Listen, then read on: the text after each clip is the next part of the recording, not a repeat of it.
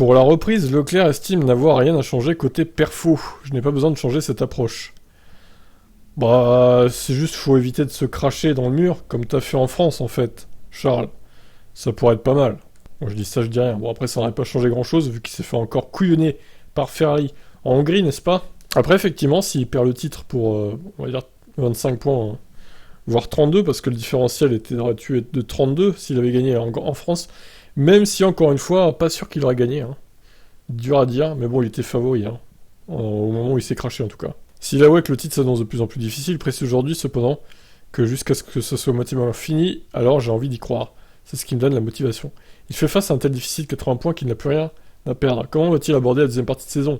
J'ai vraiment l'impression que cette première partie de saison a été ma plus forte en F1 dans la façon dont j'ai travaillé, et la façon dont nous avons travaillé en équipe en termes de trouver le bon setup, en termes de préparation pour le tour de qualif ou en Q3, ou simplement de préparation de course.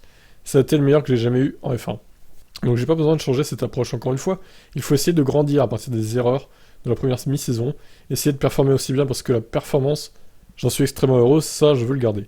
Donc il n'y aura pas de changement significatif de ma part, nous devons juste essayer de travailler en équipe pour organiser un week-end propre sur chacune des 9 courses restantes et voir où on se retrouve au final.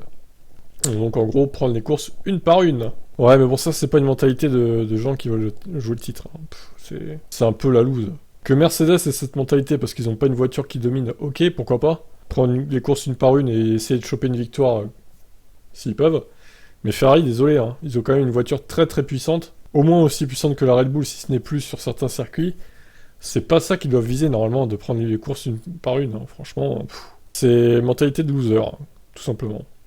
Bon, je vous laisse commenter, ciao.